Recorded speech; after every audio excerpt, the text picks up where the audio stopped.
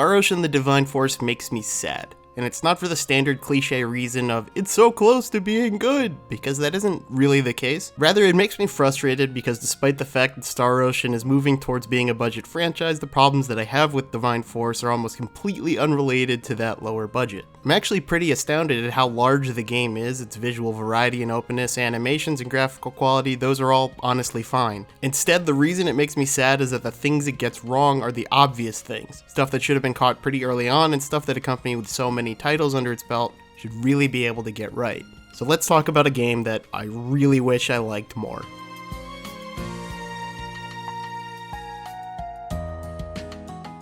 Tri-Ace as a company has a pretty interesting history. Starting with developers splintering off from the Tales series, it put together a few solid titles with the Star Ocean franchise, which was an action RPG series from well before action RPG series were common.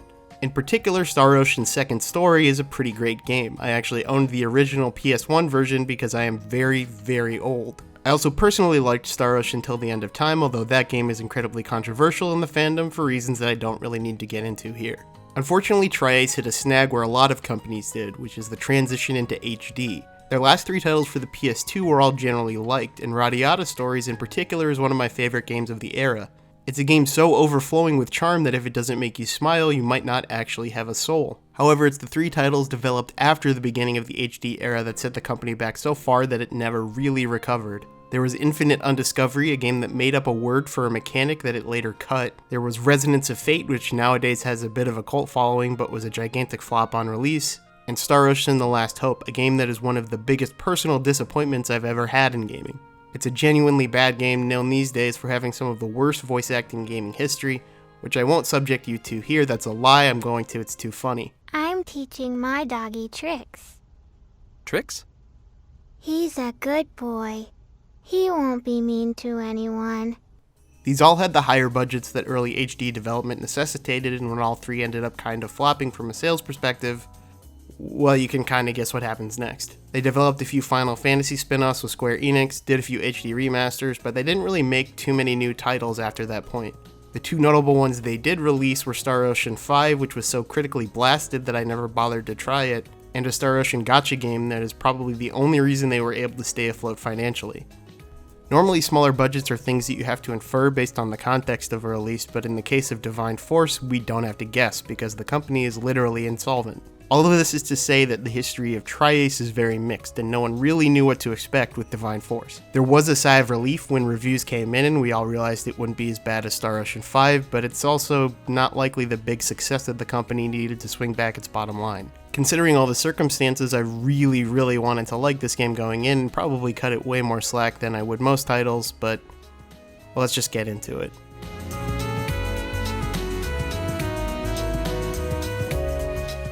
Divine Force takes place in what I would call the space future, which is exactly what it sounds like. It begins as almost every Star Ocean game does, with someone crash landing on an underdeveloped planet, coming into contact with the locals, and then immediately joining up with said local to smack monsters around with a sword. You play as Raymond Lawrence, or technically you could play as the princess, but when choosing between person from space and person not from space, there's a pretty clear correct answer. You join up with the princess of a kingdom named Leticia in her quest to track down a dishonored wise man that might be able to save her kingdom. You wander around semi-open maps, fight monsters, collect stuff, visit towns, get embroiled in local problems and political intrigue, pretty much standard JRPG stuff. But because since being an action RPG isn't really a USP anymore, the Divine Force goes for a new one, which is that you can fly. Wait, hold on a second, that's awesome. Early on you'll find a weird little robot called a Duma, which is basically like a jetpack. It lets you zoom in the air, glide down, reach new areas for collectibles, and you can even use it in combat to zip around like a maniac. I think it's fair to say that it's kind of a novelty, but I mean that in a good way. It's not good enough to carry the game by itself, but it definitely makes it feel distinct from other action RPGs. Rather than just hunting for treasure chests in out-of-the-way places, you zip around grabbing collectibles like it's Crackdown or something. One of the downsides is the areas that best utilize this are pretty front-loaded as the area design becomes more bland towards the end. Still, this is one part of the game that I can say is a major success. It's also pretty easy on me as far as analyzing it goes because I don't really have to explain to you that jetpacks are cool. Now, as far as the combat goes, that's where I start to dial it back. As I said before, you can use the jetpack in combat, with its primary use being executing something called the blind side. Basically, if an enemy is about to attack you, you can jetpack behind them, stunning them and making them susceptible to massive damage. The combat itself is based around something called chain combos. Basically, each character has their own attacks, and you can assign these attacks to the face buttons. The idea here is you can make custom combos and movesets to sort of establish your own playstyle for each character. We'll come back to this later. Out of battle, you can improve your character by spending SP on their skill tree. Each character has their own tree and you get new attacks by unlocking them here. You can also use SP to power up existing attacks and passives, which you also unlock in a skill tree.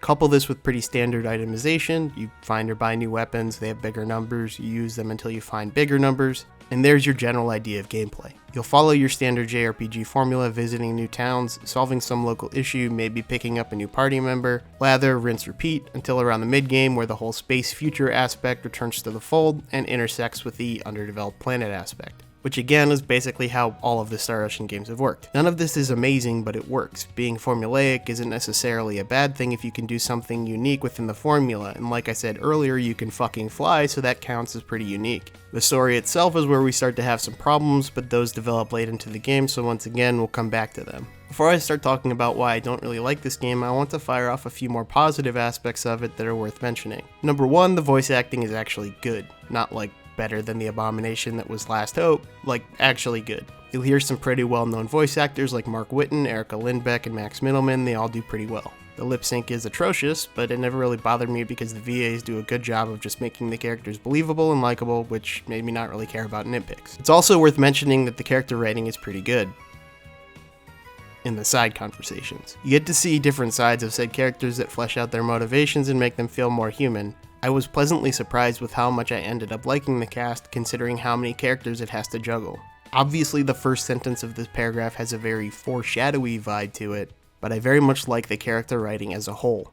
The last thing I'll bring up is that the game does a good job of making each character have a bit of a unique playstyle. I found myself playing as 4 or 5 different characters throughout the game, which is not something I can say about previous Star Ocean titles. There are a few exceptions.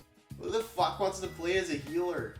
But for the most part, you can get some decent variety out of the combat just by switching up your character every once in a while. But now is the unfortunate part of the video where I have to start explaining the title.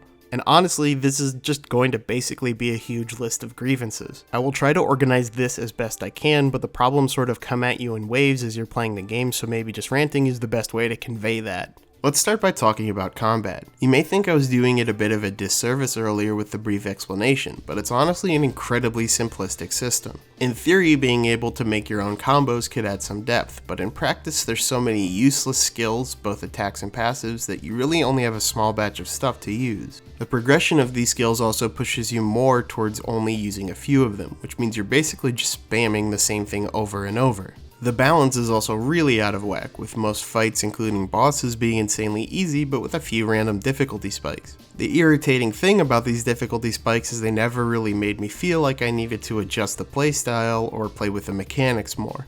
Instead, the difficulty mostly stemmed from the fact that your AI companions have no sense of self-preservation. This meant I would spend most of the fight resurrecting my brain-dead party members only for them to immediately die again. And speaking of mechanics, a major one, that being the use of Duma in combat, felt pretty inconsistent. It felt like blindsides would randomly sometimes not work, or would work when they shouldn't. On top of this, the attack that you can utilize with Duma has really awkward targeting. It almost felt like I was glitching around more than flying sometimes. Now, an overly simplistic combat system doesn't spell doom for an action RPG. Diablo has survived for years with basically left clicks and a few special abilities. But the more simplistic the moment-to-moment gameplay is, the more a game needs to rely on its inherent progression systems to evolve the combat in different ways throughout the game. Here we're going to get a bit into the weeds, because I really didn't like the progression in this game and I sort of had to work backwards to figure out why. There's 3 major aspects of the progression, and I'm going to explain why all of them didn't work for me. These are the skill tree, upgrading skills, and itemization. Skill trees are sort of a crutch that I think a lot of games lean on as a primary element when they sort of need to just be a supporting element. This game is a good example of why that is. The problem with skill trees in a game that's supposed to be more RPG than action is that you need some way to restrict it. There needs to be a sense of progression throughout the game, both in the expansion of options and in the power of options. This gets ruined when you can immediately look at the skill tree, see which skill is the most powerful, and beeline to it. It means your power spikes are in the early mid-game, and the rest of the time you just spend buying attacks or skills that you didn't really want. This means that the excitement of getting new stuff vanishes. Combine this with the fact that at least 50% of each character's skill tree is just useless attacks or stats that don't matter, and it gets even worse. In theory, upgrading skills could pick up some of that slack, but it actually makes the issue worse. You upgrade skills with the same currency as unlocking the rest of the skill tree, which means you're best off just picking a few skills and upgrading the crap out of them. This means it's a system that actively discourages experimentation until you get to the mid-late game and you've already upgraded all the skills you actually care about. The last thing that could maybe salvage this is the itemization, and this is the one that pisses me off the most because there is a robust item crafting system. It allows you to use different characters with different skills to get items with a whole bunch of different modifiers to try and get the best one, but it's essentially impossible to get into it until late game. Because it costs so many resources to both upgrade your character's specific crafting skill, use the most recent materials, and roll until you get something good, there's basically no chance you'll be able to effectively use it before you just reach the next town and buy something infinitely stronger from the shop. It was really fun to experiment with the system at endgame, but even then the most interesting stuff is restricted to the post-game dungeon. It's frustrating knowing that they put together a deep and complex system that is obsolete for 95% of the game. Combine these errors in progression with a relatively simple combat system and there just never feels like there's enough substance in the gameplay. It's like buying a really expensive loaf of sourdough bread for a grilled cheese and realizing the only filling you have is Kraft singles. The struggles continue when we get into the story. Throughout the first half, the game plays out predictably but well enough. You have your core group of characters and they go around solving problems, meeting new people, and each character has their own role connecting them to the game's main story. All of this changes when you go back to space. From the halfway point onwards, effectively none of the characters have any relation to the main plot whatsoever. In fact, the one that talks the most is the stupid emotionless robot, which becomes this annoying ball of exposition that constantly repeats itself. Some of the themes it touches on are actually kind of interesting, but they're written in the most uninteresting way possible. And again, there's just this huge sense of frustration, because the characters are actually pretty good. It's just that the game hides the best moments in these easily missable side conversations. Rather than continuing to involve them in the main story and have their development happen organically as story events happen, they just stand off to the side while this stupid robot contradicts itself for 10 hours. Now let's talk about the last thing I want to complain about. I'm going to preface this one by saying it's more of an opinion thing than the other ones, even though those are opinions as well.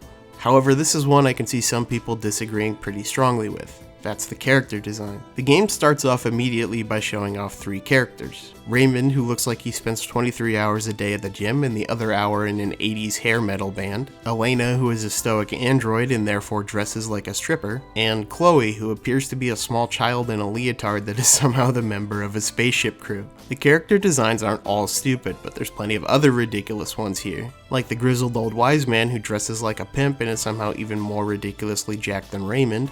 My personal favorite, this character whose design is so ridiculously busy she can't lower her arms and is constantly on the verge of T-posing. All of this starts to make a bit more sense when you see that the lead character designer is someone whose history is mostly fighting games like Street Fighter and Power Stone. It doesn't really excuse it, and some people might just find the designs to be at least memorable and entertaining, which is totally fine. I just personally thought they were really dumb.